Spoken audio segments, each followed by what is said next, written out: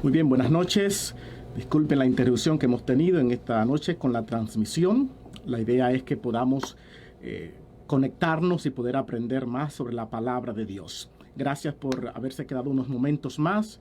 Ya al parecer todo está funcionando bien. Vamos a orar para que durante la transmisión todo pueda ir sin ningún problema. En este momento quiero dejarles saber, durante los miércoles de la noche estamos estudiando sobre la Biblia. Normalmente tomamos un pasaje y aprendemos sobre lo que ese pasaje dice de la Biblia. El día de hoy yo quiero comenzar desde el principio. Yo creo que muchas veces nosotros comenzamos a leer la Biblia sin darnos cuenta cómo podríamos leerla. Y la idea es que nosotros podamos no solamente leerla como leemos el periódico, leerla como leemos una revista. La Biblia es la palabra de Dios.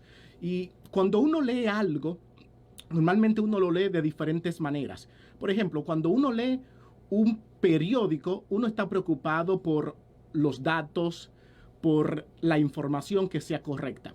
Pero si uno de repente decide leer una carta, especialmente una carta de amor, a uno no le interesa si la persona que escribió cometió algún error gramatical o si cometió algún error de cómo escribió el párrafo. No nos interesa la gramática, lo único que nos interesa es el pensamiento. Aún los datos no son tan relevantes si al fin y al cabo los pensamientos son claros y objetivos.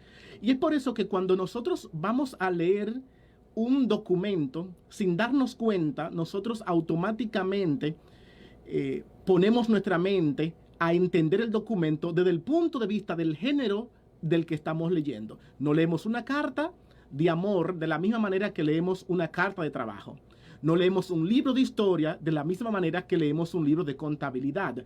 No leemos un libro de poesía de la misma manera que leemos una biografía. Y es por eso que cuando uno va a leer la Biblia, es necesario que uno pueda mirar desde el comienzo cómo uno debe leer la Biblia y entenderla. Así que durante el día de hoy, los siguientes miércoles, en vez de estar estudiando pasajes, voy a tomar algunos principios que debemos tomar en cuenta cuando leemos la Biblia y cómo lo podemos aplicar en la Biblia en ciertos pasajes en particulares. Así que vamos a estar simplemente, la idea es estudiar la Biblia, que al fin y al cabo la Biblia es el medio que Dios nos ha dado para hablarnos y es el medio de comunicación que Él ha utilizado para expresarnos sus verdades. Así que le quisiera invitar que en este momento ustedes puedan buscar sus Biblias, si no la tiene, porque la idea no es que yo te esté predicando, la idea es que tú y yo podamos tener un momento de estudio, aunque sea a través de la distancia. ¿Ok? Así que por favor, busca la Biblia y vamos a ver cómo nosotros operamos en este momento el estudio de la Biblia. Muy bien, estoy contando aquí, vamos a ver si la busca. Ok, te voy a dar en que sea 10 segundos para que la puedan buscar.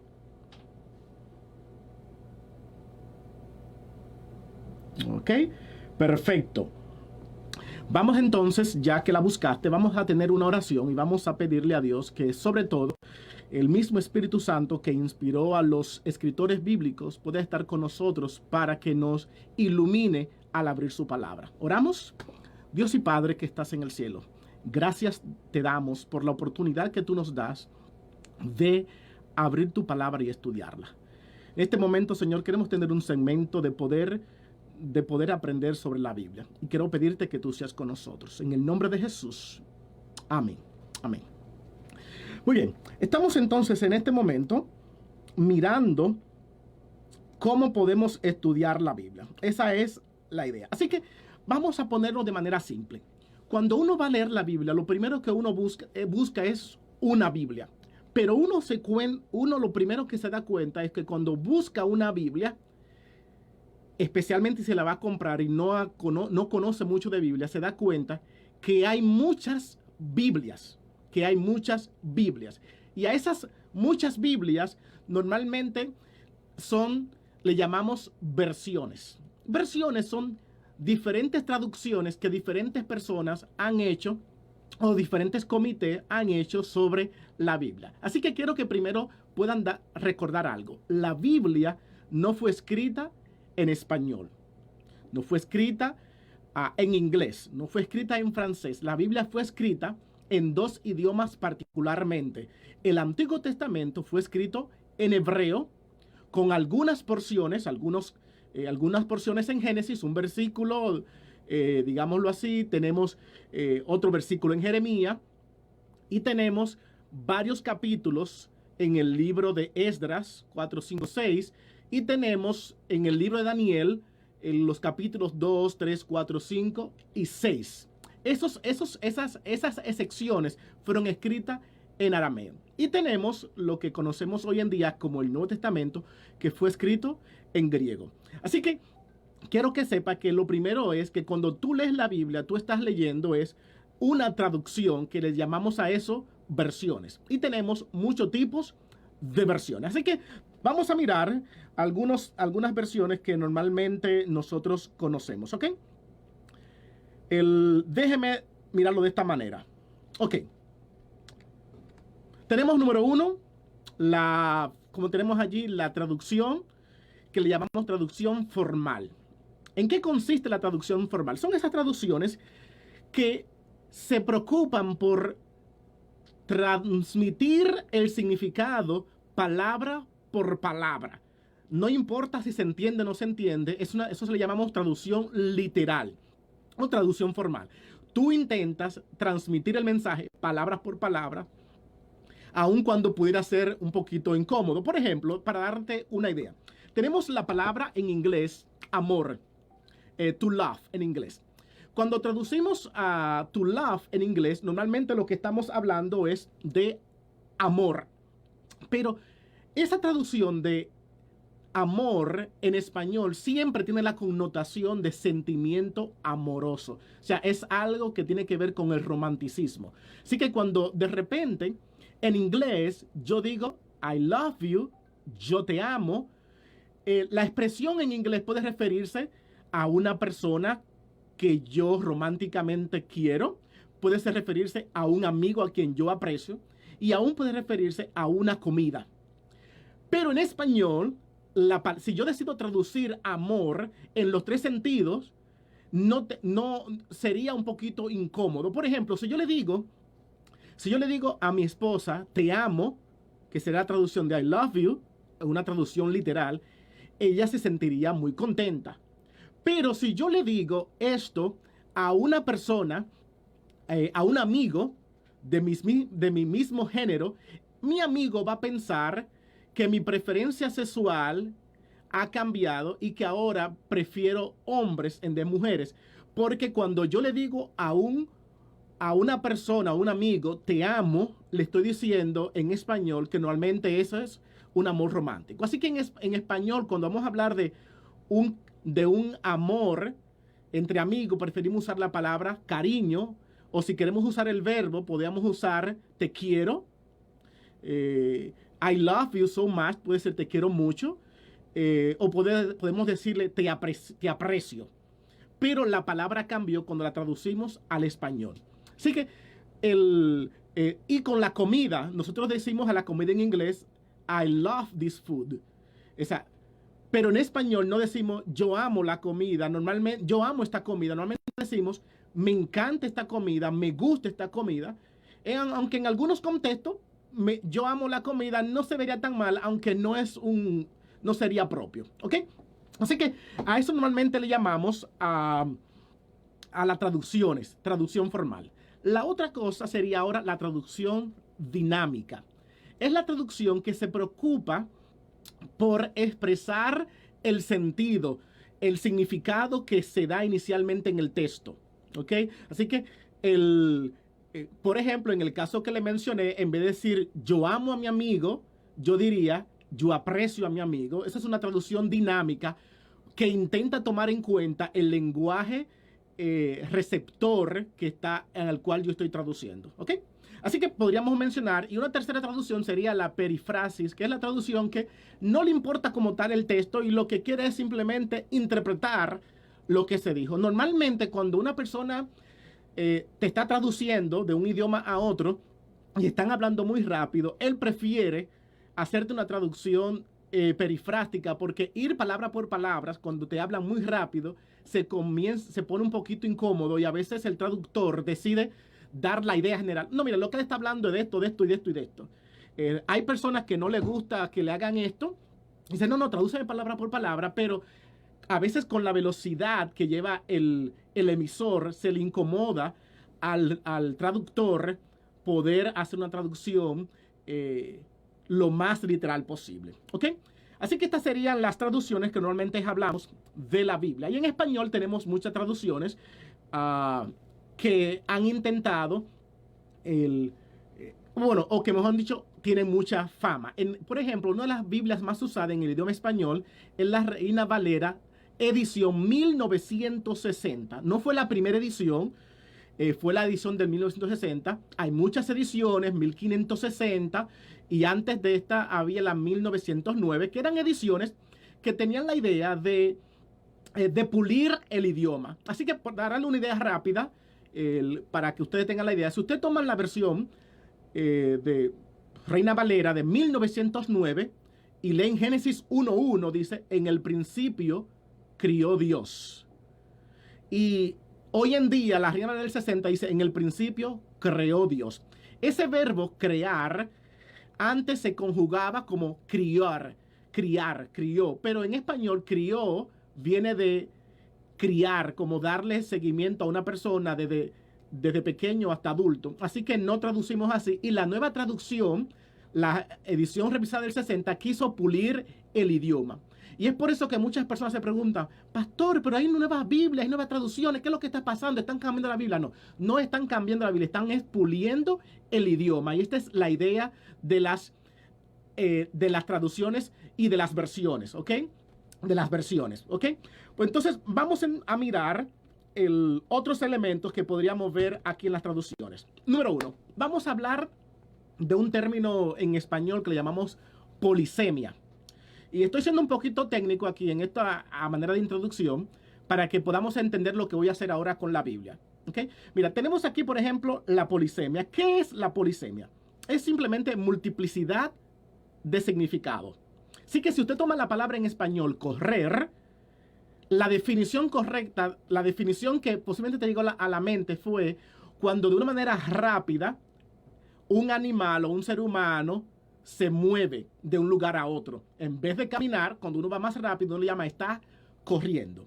Pero la palabra en español, correr, tiene varios significados. Por ejemplo, puede significar recorrer. Cuando usted dice, yo he corrido toda la tierra, lo que se refiere es que usted ha recorrido, usted ha andado toda la tierra. También la palabra pudiera referirse a el tiempo corre. El tiempo no corre, el tiempo siempre está en el mismo lugar, ¿ok? El tiempo no corre, pero decimos el tiempo corre para referirnos que el tiempo transcurre. Tenemos también, por ejemplo, la palabra voy a correr un rumor. Y la idea de correr un rumor no es que el rumor tiene la capacidad de correr en ese sentido de movimiento, sino que se propaga. A veces decimos, se me corrió la camisa. Se me rompió y se me sigue desilvanando. Esa es la idea. O, por ejemplo, decimos, tú corres peligro. Y en este sentido es experimentar. A esto le llamamos polisemia. ¿Y por qué le menciono esto? Porque cuando usted está traduciendo de un idioma a otro, esta es la complicación que usted experimenta. Cómo usted traduce del idioma original, ya sea del hebreo o el arameo o el griego, al idioma español y que tenga sentido para mí. Porque si yo en cada caso traduzco correr, una persona que habla inglés se va a complicar. Darle la idea, por ejemplo, en inglés. En inglés, cuando una persona va en un vehículo y le falta la gasolina, en inglés normalmente la expresión que uno puede utilizar es I run out of gas. I run out of gas. Una traducción correcta sería I run, yo corro, out of gas, afuera de la gasolina. Usted no corra fuera de la gasolina. Pero en inglés, out of gas significa que se quedó sin gasolina, le hace falta la gasolina.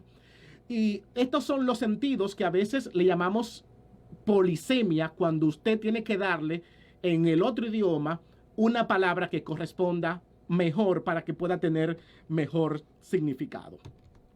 Tenemos entonces, vamos a mirar, por ejemplo, la palabra fe. Aquí he puesto algunos versículos con la palabra fe. Y yo sé que ustedes conocen estos versículos, pero cuando ustedes, por ejemplo, piensan en fe, lo primero que le llega a la mente es Hebreos 11:1. La fe es la certeza de lo que se espera y la convicción de lo que no se ve. Fe lo definimos normalmente como creer, confianza, el apoyarse en Dios. Eso es fe. Ahora bien, vamos a leer estos pasajes con ese significado en mente. ¿Qué significa fe? Creer o confiar. Cualquiera de las dos, la acepto las dos. Vamos a leer el pasaje. Dice allí. Esto está en Gálatas 1:23. Dice, solamente oían decir, aquel que en otro tiempo nos perseguía, ahora predica la fe que en otro tiempo asolaba. Miren cómo he puesto la palabra aquí fe en rojo. Vamos a traducir la palabra fe como confianza, ¿ok? Aquel que en otro tiempo nos perseguía, ahora predica la confianza que en otro tiempo asolaba. No queda, ¿verdad que no? Vamos a poder, predica la... ¿Qué fue lo otro que dije? Dije creer, predica la creer. No hace sentido en español. Es porque la palabra para fe, en griego pistis, puede tener varios significados en español, varias polisemias, multiplicidad de significados. Y en este sentido, es bien obvio que cuando dice aquí, ahora predica la fe, se refiere a las creencias o a las doctrinas del evangelio. ¿Ok? Así que yo puedo decir fe, aquí es sinónimo de doctrinas, de creencias. Miren otro versículo, Judas capítulo 1, versículo 3. Amados, por la gran solicitud que tenía de escribiros acerca de nuestra común salvación, me ha sido necesario escribiros, exhortándoos que contendáis ardientemente por la fe que ha sido una vez dada a los santos. ¿Ok? Si ustedes se dan cuenta ahora de lo que está pasando, van a observar lo siguiente. Van a darse cuenta que en el texto, de alguna manera u otra, cuando dice contendáis ardientemente por la fe, estamos haciendo referencia otra vez a la creencia. No estamos haciendo referencia a la confianza. Estamos haciendo referencia a que hay que contender por las doctrinas que mantenemos. Cuando usted entonces recuerda que la palabra fe no solamente significa confianza, sino que puede significar también creencias o doctrinas, se le pudiera tal vez aclarar el significado de Gálatas, donde dice que somos salvos por fe, Gálatas 2:16, y también Efesios 2:8, tomando en cuenta que Santiago, en el capítulo 2, 23, 24, habla que somos salvos por obra y no por fe. Y el versículo 19 de Santiago dice, porque también el diablo tiene fe, pero no obra. Noten, si el diablo tiene fe, significa que el diablo tiene confianza. No, el diablo no tiene confianza. El diablo lo que tiene es que tiene la creencia. Así que por ejemplo, cuando este pasaje, cuando este pasaje dice, en Santiago 2:19 dice, tú crees que Dios es uno, bien haces, también los demonios creen y tiemblan. La idea aquí es creer desde el punto de vista doctrinal. Y esta es la palabra misma en griego pistis, que aquí simplemente se nos utiliza en todo este concepto de fe que Abraham dice. Algunos dirán en el versículo 18, tú tienes fe, tú tienes creencia, y yo tengo obras. En otras palabras, este texto, cuando usted toma el concepto de polisemia, este texto le ayuda a recordar que tener una creencia en las doctrinas no es suficiente. Usted tiene que poner en práctica lo que usted ha aprendido. Y hay muchas personas que les gusta saber mucho de Biblia, pero les gusta poner poco en práctica lo que han aprendido. Y esta es la idea de este pasaje, de que cuando tú y yo leamos la Biblia, podamos leerla con el objetivo de poner en práctica. Y no ser solamente oidores, sino también hacedores de su palabra. Podríamos pensar tal vez ahora, cuando usted toma traducciones, ¿ok? Vamos a poner ahora, usted tiene una traducción literal, porque las personas siempre dicen, me encanta leer la Biblia y la quiero leer en el idioma original, o la quiero leer en la traducción más correcta. Y las personas siempre están preguntando, ¿cuál es la mejor traducción que debo leer? ¿En la versión de Reina Valera? Recuerden, toda traducción tiene una falla, porque no se puede traducir 100% de un idioma a otro. Siempre va a haber un pequeño elemento, alguna pequeña falla en la traducción. Pero usted cuando vaya a leer la Biblia, usted puede tomar dos traducciones, o la traducción literales, como tenemos en español la Reina Valera, tenemos la Nácar Colunga, tenemos la Biblia de Jerusalén, la Nueva Versión Internacional, que son traducciones literales, y tenemos otras versiones que son un poquito más dinámicas, como la Biblia Dios habla hoy, tenemos la Biblia en lenguaje sencillo, que son versiones un poquito más menos literales y se preocupan más por el significado. ¿Cuándo usted entonces puede utilizar una de estas versiones? Cuando lee la Biblia. Vamos a mirar, por ejemplo, algunos pasajes. Usted puede usar una traducción dinámica cuando la traducción formal o palabra por palabra no se entiende. Miren, por ejemplo, este pasaje. Amós 4:6 dice en la Reina Valera del 60, y estoy tomando esta versión como la versión base porque es la versión más utilizada en el idioma español. ¿Ok? Dice así: os hice estar a diente limpio en todas vuestras ciudades. Os hice estar a diente limpio en todas vuestras ciudades. ¿Qué significa estar a dientes limpios? Bueno, la Biblia, Dios habla hoy, traduce de esta manera: yo hice que ustedes pasaran hambre en todas sus ciudades. Así que ahora se entiende lo que el pasaje está hablando. Cuando el pasaje dice, te hice estar dientes limpios. Bueno, si tus dientes están limpios, nunca se han ensuciado. Y los dientes solamente se ensucian cuando uno come. Así que es una expresión hasta jocosa, decir, oye, tienes los dientes limpios, significa que estás pasando hambre. Eso es lo que el pasaje está diciendo. Y cuando tú lees una traducción literal, no te va a hacer sentido. Y la idea de la Biblia es que te haga sentido, que tú puedas encontrar salvación en la Biblia. Y es por eso que debes hacer uso también de las versiones dinámicas, especialmente si tú no conoces del idioma original. Vamos a mirar otro caso. Cuando a veces tú lees la Biblia y está un poquito como ambiguo el texto y como que no se entiende qué es lo que quiere decir, tenemos este caso de 1 Timoteo 5:3. Honra a las viudas que en verdad lo son.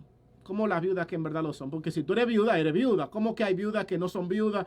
Viudas de mentira y viudas de no mentira. O sea, ambas son viudas. Así que la Biblia, Dios habla hoy, que es una versión dinámica, decidió traducir de esta manera: ayuda a las viudas que no tengan a quién recurrir. En otras palabras, hay personas que son viudas que todavía tienen algún familiar que le puede ayudar de alguna manera económicamente, dándole comida o dándole un lugar de donde quedarse.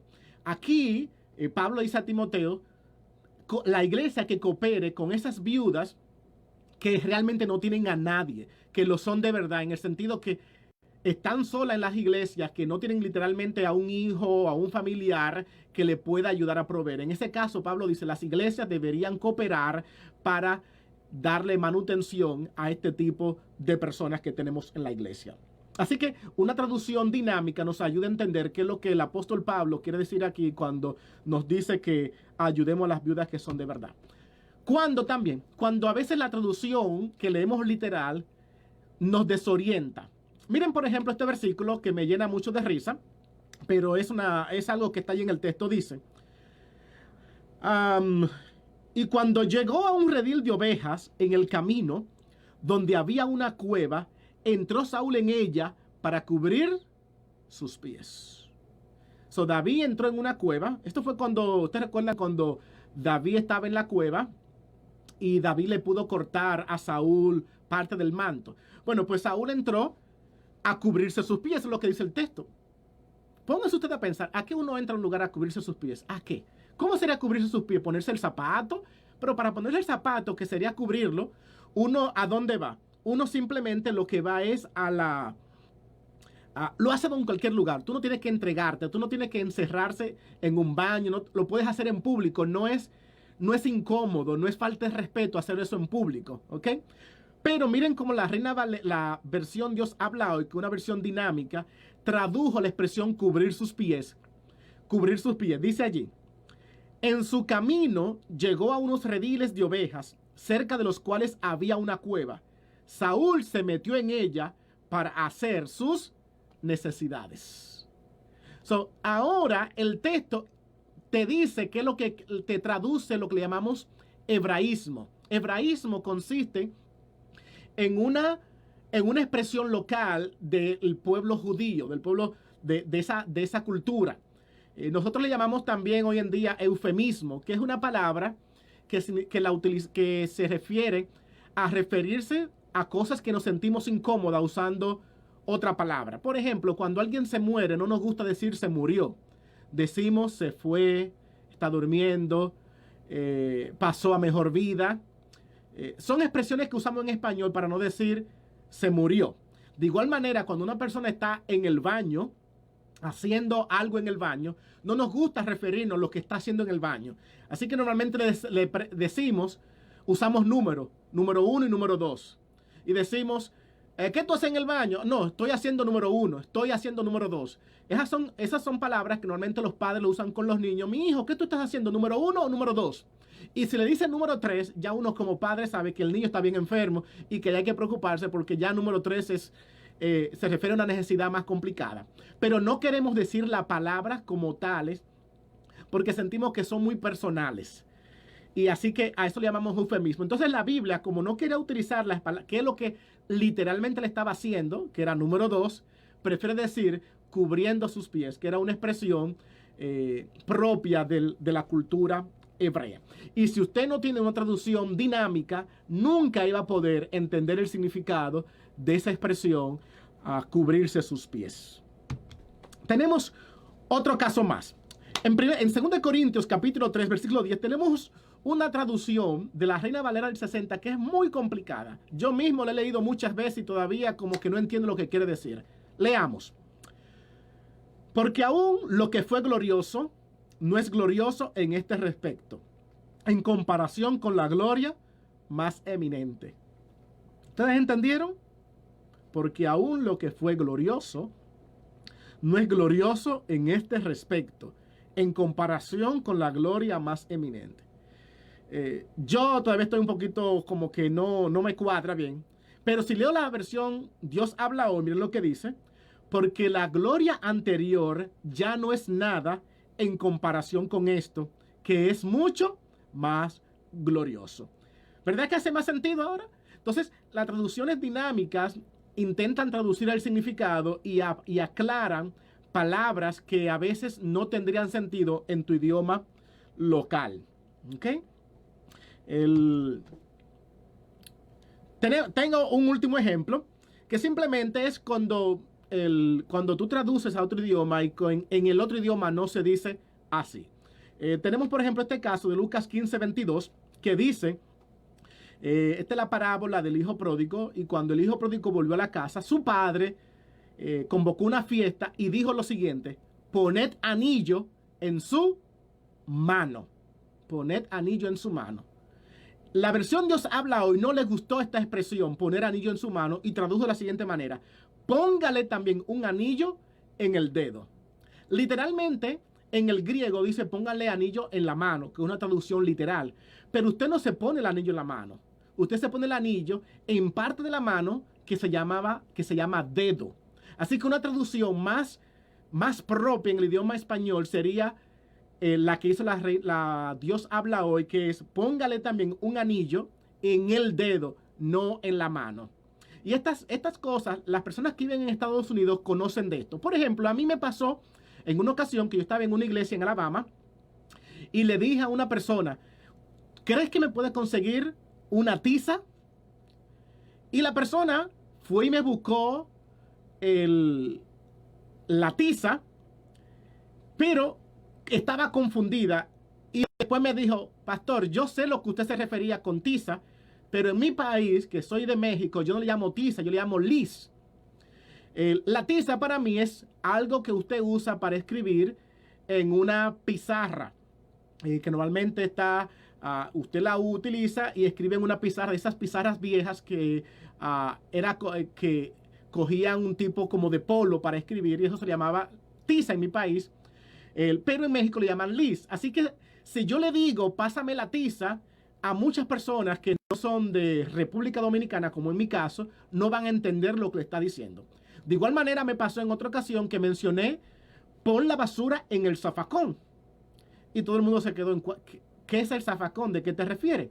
Así que luego aprendí más adelante que la palabra zafacón es una palabra que solamente se utiliza en República Dominicana y en Puerto Rico para referirse al bote de basura. Así que nosotros muchas veces pasamos problemas del idioma en Estados Unidos, especialmente cuando nos referimos a frutas y a ciertos vegetales que son propios de nuestros países, y cuando le decimos a alguien, tú has comido tal fruta, las personas se quedan, ¿de qué me estás hablando? Yo no conozco esa fruta en mi país, por lo menos con ese nombre. Y esta es la idea de la naturalidad del idioma o de la traducción, que haga sentido y que sea, al fin y al cabo, que sea más relevante. Y es por eso que una vez un pastor amigo mío, decía que la mejor traducción, que las personas que entienden mejor la Biblia son los españoles. Porque cuando usted lee la Biblia, la Reina Valera siempre dice, vosotros oísteis. Vosotros, y normalmente en Latinoamérica no usamos muchos el vosotros. Hay algunos países, especialmente en Sudamérica, que usan el vos, pero la mayoría de los países de latinoamericanos no usan vosotros, y por lo tanto no utilizan no conjugan el verbo con vosotros estuvisteis. Preferimos a veces decir ustedes estuvieron.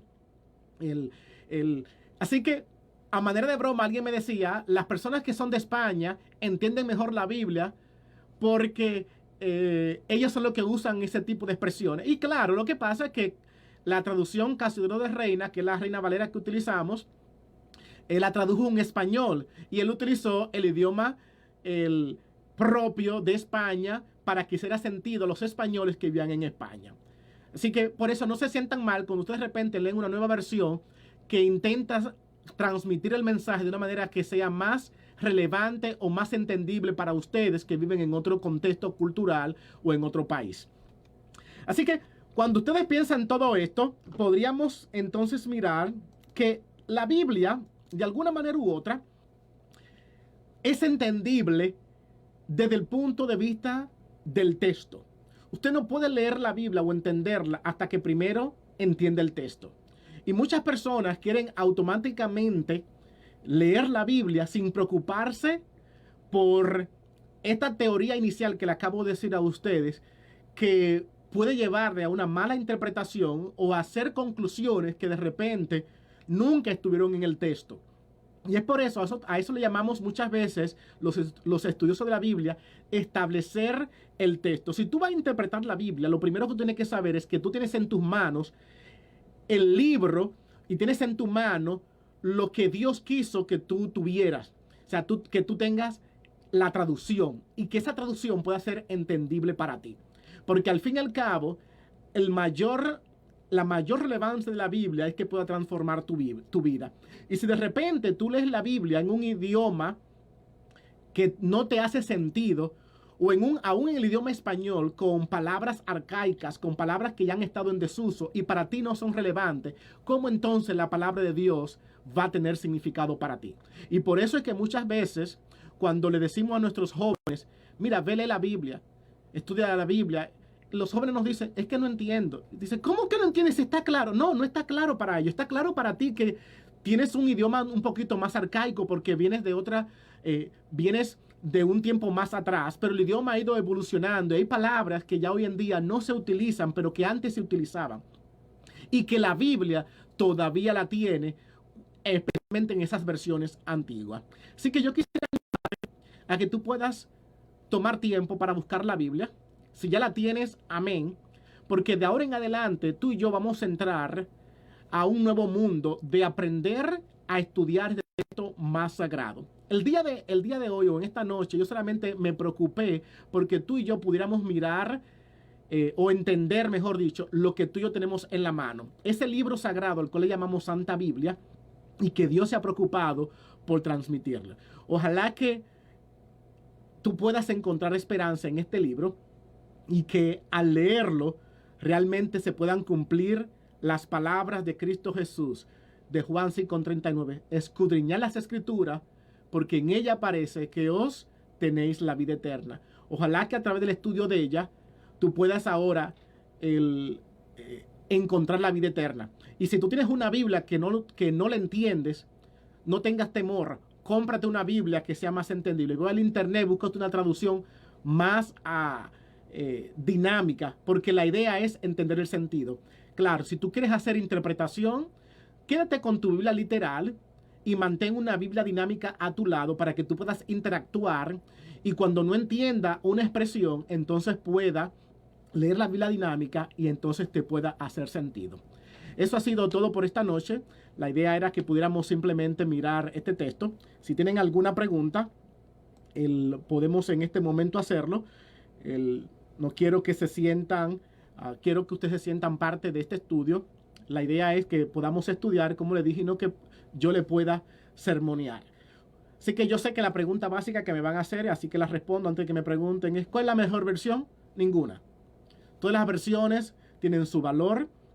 Todas las versiones son importantes y todas las versiones equivalen a una traducción que quiso hacer una persona usando el mejor sentido que él tenía del idioma original, del hebreo o del griego, y el mejor sentido que él tenía del idioma al cual él tradujo, al idioma español. Que hasta el día de hoy ustedes todavía pueden tener problemas cuando traducen, como le dije anteriormente, del idioma del inglés al idioma español o del francés a otro idioma.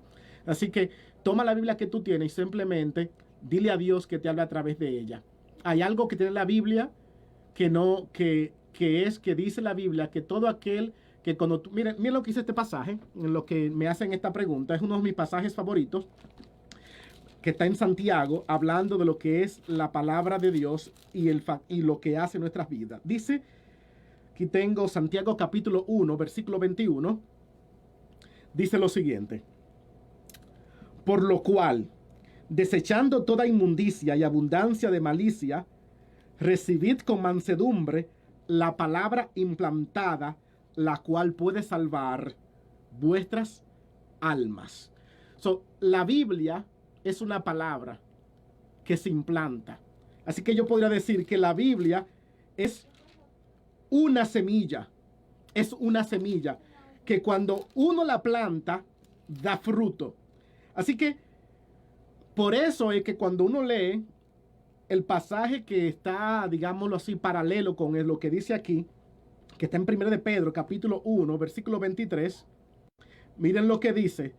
Pedro 1:23 dice, siendo renacidos, no de simiente, o sea, semilla corruptible, sino de incorruptible, por la palabra de Dios que vive y permanece para siempre. La Biblia es una semilla que si tú no la lees, nunca va a germinar en tu vida.